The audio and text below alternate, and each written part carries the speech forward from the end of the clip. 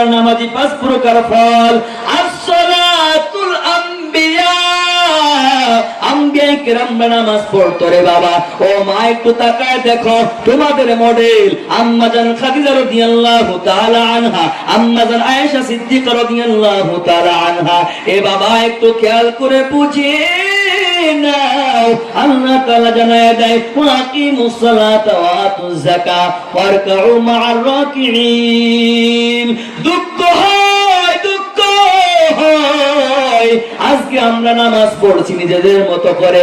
না না না, আমার আল্লাহ জানায়া দেয় যেরকম রুকু করতে দেখেছো ওই রকম রুকু করে নাও, যেরকম সেজদা করতে দেখেছো ওই রকম সেজদা করে নাও।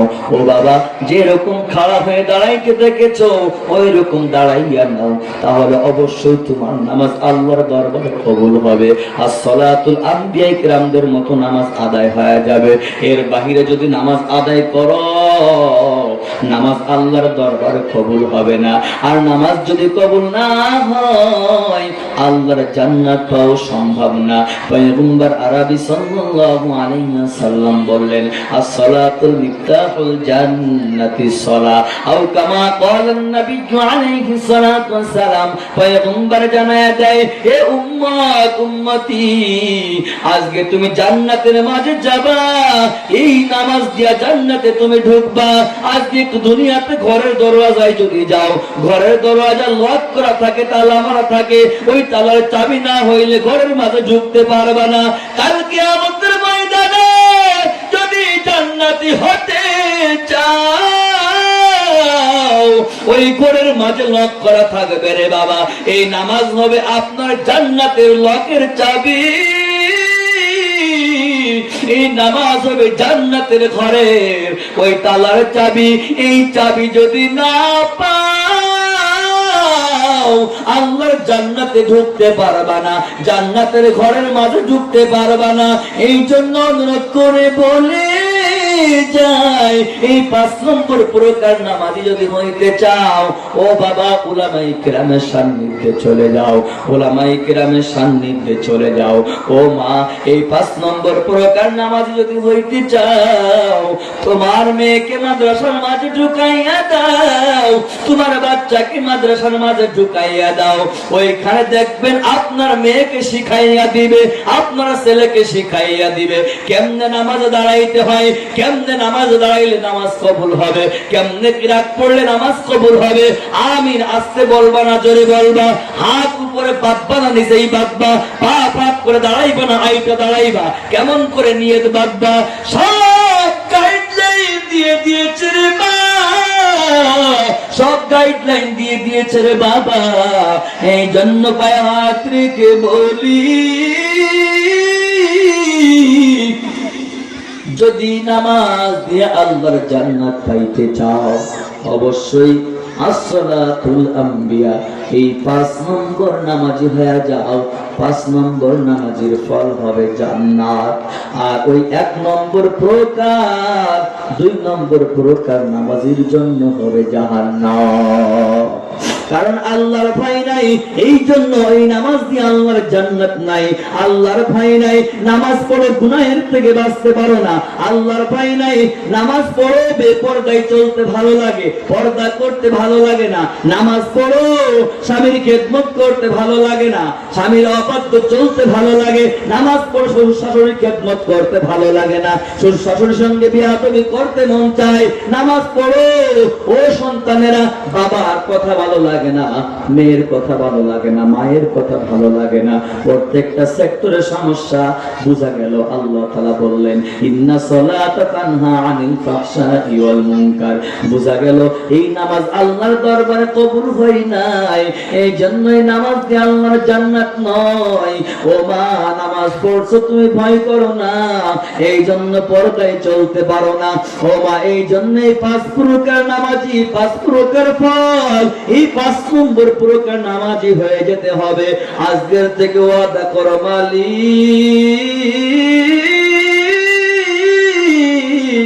আমার জিন্দেগিতে আমি কত অন্যায় করেছি,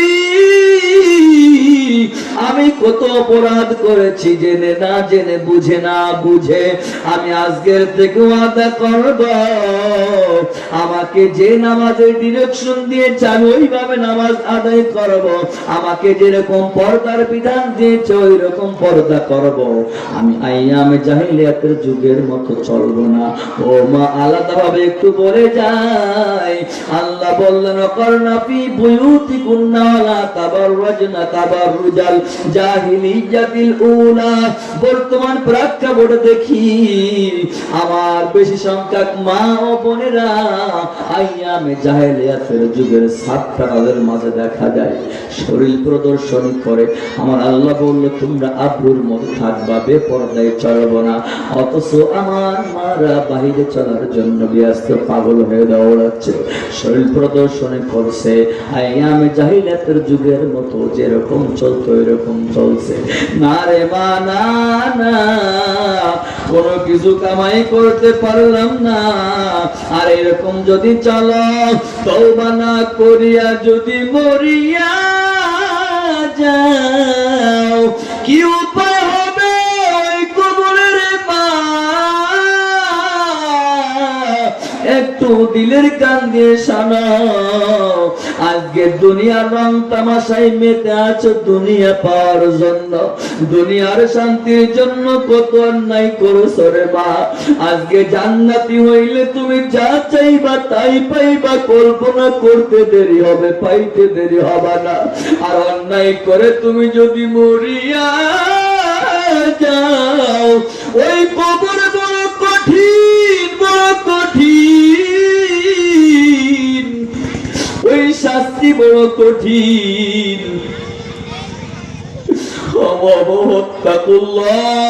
আল্লাহকে ভয় করে নাও, ইন্নাল্লাহা শাদীদুল ইকাব। আমার আল্লাহ তাআলা নিজেই জানাইয়া দেয় ওই কঠিন বড় শাস্তির জায়গা, কবর বড় শাস্তির জায়গা, কঠিন জায়গা। তওবা না করে মরে গেলে কি উপায় হবে রে বাবা? আমার নবী জানায়া দেয়, মিরাজের রাত্রে আমার নবী জান্নাতের মাঝেও গমন করেছিল। শুধু শান্তির বর্ণনা দেয়, শান্তির বর্ণনা দেয়। আমার নবী জাহান্নামের মাঝেও গমন করেছিল। আমার নবীর কানে আওয়াজ, জাহান্নামের মাঝে চিৎকারের আওয়াজ। কে জানি জাহান্নামের মাঝে চিৎকার দেয় আর বলে আমাদেরকে বাঁচাও, বাঁচাও, বাঁচাও। কিন্তু কেউ নাই রে মা, বাবা কেউ নাই, ডানে কেউ নাই, বামে কেউ নাই রে মা, সামনে কেউ নাই, পেছনে কেউ নাই, একমাত্র আমার মালিক। ও মা বোন, খেয়াল করে শুনে নাও, আজকে তুমি বেপরদায় চলতেছো রে বাবা, আজকে তুমি দাউসের মতো চলতেছো রে বাবা, আজকে বেনামাজি হইয়া তুই মুসলমান দাবি করো। আজকে তোমাদের বুঝানোর জন্য এই সুযোগ্য মুহূর্তে আমি মাওলানা বেলাল হুসাইন আহ্বান করেছে আপনাদেরকে, একটু জেনে যাও। আমার নবী ফেরেশতাদেরকে ডাক দেয়, বলে ফেরেশতা যাও যাও, দেখো এই জাহান্নামের মাঝে কারা চিৎকারের আওয়াজ দেয়। ফেরেশতারা এসে বলে পয়গম্বর, জাহান্নামের মাঝে চিৎকার দেয় বেশি মায়ের জাতি, উম্মত উম্মতির দল, মায়ের জাতি জাহান্নামের মাঝে চিৎকারের আওয়াজ। পয়গম্বরের চেহারা বিদীর্ণ হয়ে যায়, চিন্তায় বিভোর হয়ে যায়। ও মা, আপনার জন্য আমার নবী কাঁদে, কিন্তু আজকে আমরা সেই নবীকে ভুলে গেলাম, আমার আল্লাহকে আমরা ভুলে গেলাম। পয়গম্বর দুনিয়ায় প্রত্যাবর্তন করেছে, সাহাবাই কেরাম হাজির হয়ে গেল। সাহাবাই কেরাম পয়গম্বরের কাছে দর্শন নিয়ে আসার জন্য গিয়েছে। পয়গম্বর বসে রইল, সাহাবীদের দিকে তাকাইয়া বিদীর্ণ হয়ে গেছে। সাহাবাই কেরাম ডাক দেয়, ইয়া রাসূলুল্লাহ, আমরা আপনার কাছে এসেছি দর্শন নেওয়ার জন্য, আপনি আমাদের কি দিবেন দিয়ে দেন। পয়গম্বর ডাক দিয়া বলে, ও সাহাবী, আমি জাহান্নামের মাঝে গমন করেছি, জাহান্নামের মাঝে থেকে আমার কানে আওয়াজ,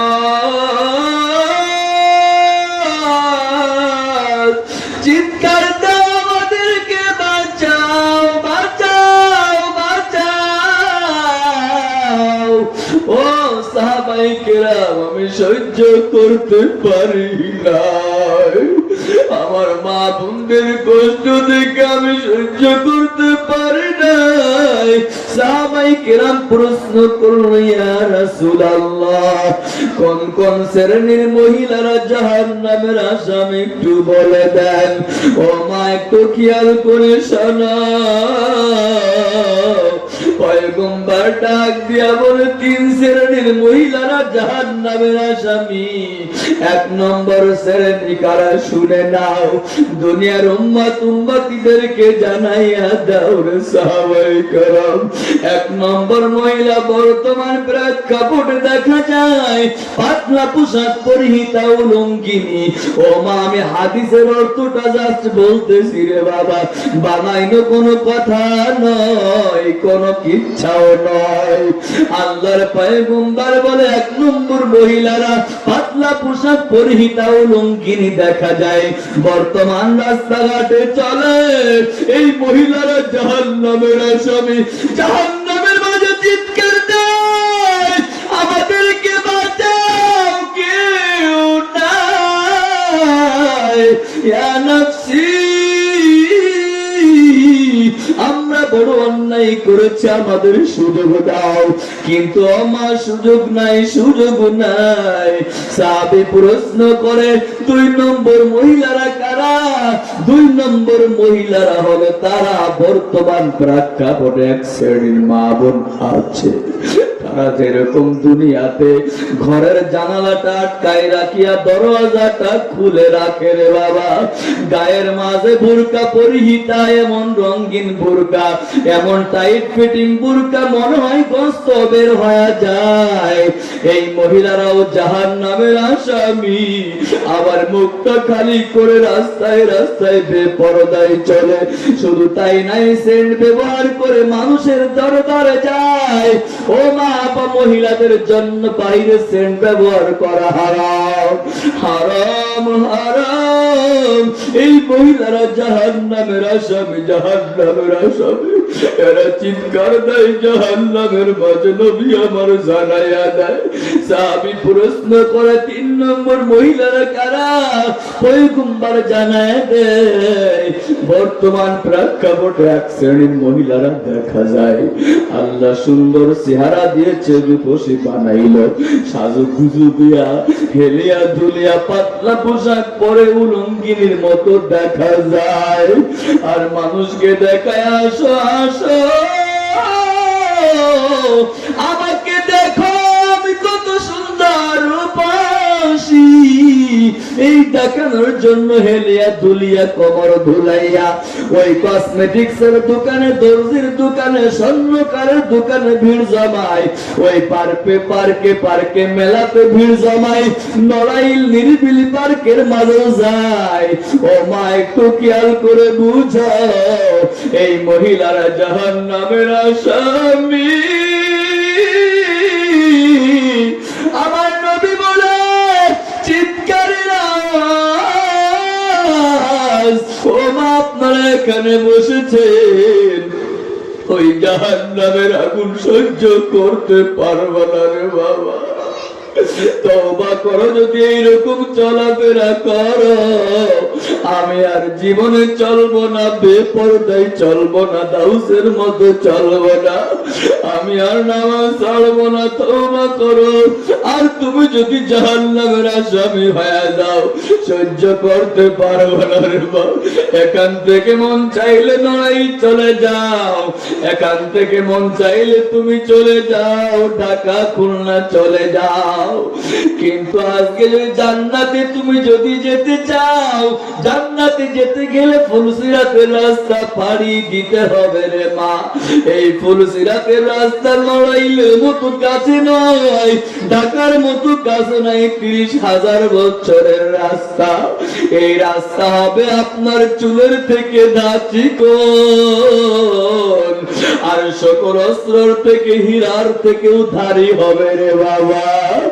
এই রাস্তার উপরে তুমি উঠবা, তুমি যদি অন্যায় করে যাও, তুমি যদি বেপরদায় যাও, তুমি যদি বেনামাজি হইয়া তুমি যদি মরিয়া যাও, ওই রাস্তার উপরে যখন উঠবা ফুলসিরাত পার হওয়ার জন্য, ও মা তুমি যদি গুনাহগার হও, তোমার কাঁপুনি ঝাঁকুনি শুরু হয়ে যাবে, তুমি কাঁপতে কাঁপতে কাঁপতে কাঁপতে কাঁপতে আর এই ফুলসিরাতের নিচেই থাকবে আগুনের কুণ্ডলী লেলিহান, আগুনের গর্ত। তুমি যদি তওবা না করে জাহান্নামের আসামি হইয়া মরিয়া যাও, ওই রাস্তার উপরে যখন উঠবা কাঁপতে কাঁপতে কাঁপতে কাঁপতে ঠাস করে আগুনের মধ্যে পড়ে যাবি রে মা। যখন আগুন ধরে যাবে চিল্লাইবা কেউ নাই। ওরে দুনিয়ায় আগুন ধরে গেলে ফায়ার সার্ভিস দৌড়ায়, আপনজন দৌড়ায়, পানি নিয়ে দৌড়ায়, নিভাইতে পারে না। আর ওই কবরে যখন আগুন ধরিয়া যাবে আমার কেউ নাই, ডানে কেউ নাই, বামে কেউ নাই, সামনে কেউ নাই, পেছনে কেউ নাই রে মা। ওই আগুন নিভবে না দুনিয়ার কোন পানি দ্বারা বাবা, আবে হায়াতের পানি, কাউসারের পানি, জমজমের পানি দ্বারা আগুন নিভবে না, একমাত্র চোখের পানি। ও মা তুমি কাঁদো কাঁদো কাঁদো, ও আল্লাহ চোখের পানি ছাড়া জাহান্নামের আগুন নিভবে না রে আল্লাহ, অন্য কোন পানি দ্বারা জাহান্নামের আগুন নিভবে না। আমি কত অন্যায় করলাম, অপরাধ করলাম রে আল্লাহ, আমি ওই জাহান্নামের আগুন সহ্য করতে পারবো না, আমি জাহান্নামের কষ্ট সহ্য করতে পারবো না। ও মা যাদের চোখে পানি নাই, কলিজাটা পাথরের মতো হয়ে গেল, অন্যের কান্দন দেখে তুমি চোখের পানি পালাইয়া কাঁদো। ও মালিক আমি তো বেঁচে থাকতে পারবো না, আমাকে কবরে যেতে হবে, আমি তো জাহান্নামের আসামি হয়ে আছি, আমি সহ্য করতে পারবো না রে আল্লাহ, আমাদেরকে মাফ করে দাও। ও মা তোমার কি মনে লাগে না কত জনের মা নাই, বাবা নাই, ঘরের কোন শুয়ে রইল, কিন্তু খবর নিতে পারলাম না। আমিও তো একটা যুবক মানুষ, আমি বড় এতিম, আমারও তো মা নাই।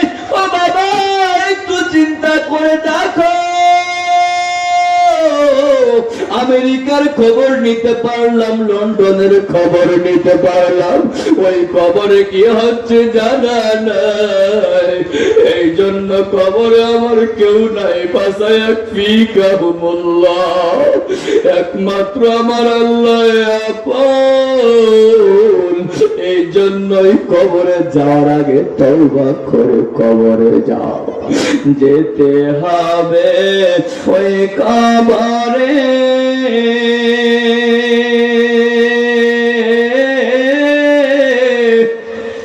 क्यों बा आगे क्यों बा परे। যেতে হবে ওই কবরে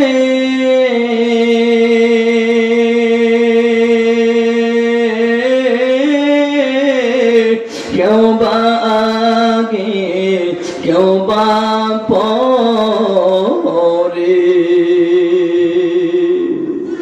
মৃত্যুর সময় কালেমা নসিব মৃত্যুর সময় কালেমা নসিব কবুল করে না